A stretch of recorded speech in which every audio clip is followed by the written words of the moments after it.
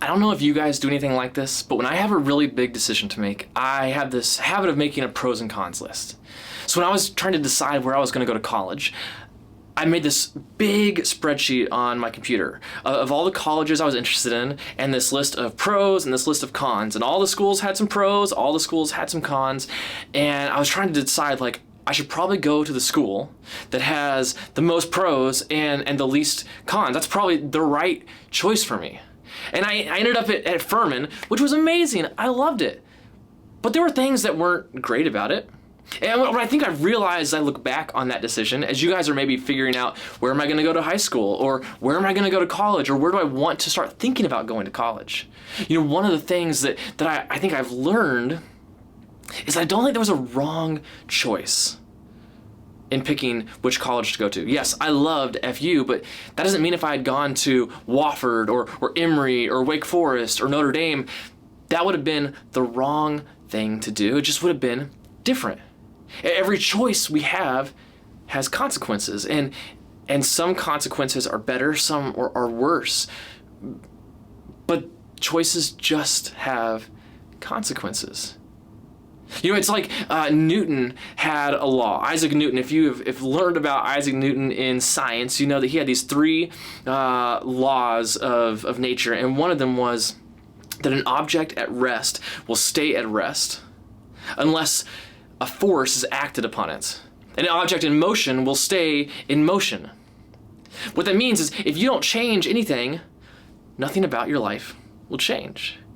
But the second you start making choices and changing things, then your life will shift. So we've been talking about this whole month. If you do something, then something else will happen.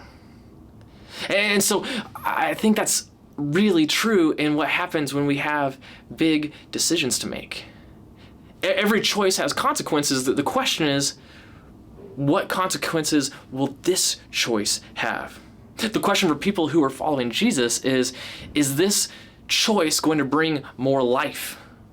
Is this choice going to build people up or tear people down? Is it going to be a choice that brings hope? Is it a choice rooted in patience? And so here's one of the things that I know is true in my life. I don't know if this is true for you. It's true for me, though. When I have a big choice, two things happen. If I'm probably taking the better choice, the one that I know is kind of right, like deep in my gut, I'll ask other people about it, right? And I'll say, hey, you know, what do you guys think about this? I'm kind of leaning this way because I know they're probably going to say, yeah, that's a good idea. I think you should do that. When I was thinking about moving to St. Louis, I told all these people about it because I kind of really wanted to do this and I thought it was right. You know what else is true, though? When I'm ready to make a decision that probably isn't the best decision for me, I don't tell anybody. I usually keep it to myself so that I don't want them to give me their feedback because they'll probably tell me it's not super wise because in their heads, they're looking ahead and they're like, I know what's going to happen if you do that. If you do this, then these things are probably going to happen. And that's probably not the best choice you can make. And so the question when we're making big decisions in our lives is, who are we inviting into those decisions? And what are the things that are going to happen if we do that? And so tonight we're talking about consequences and the consequences that our decisions make. So I'm so excited for you guys to unpack that tonight.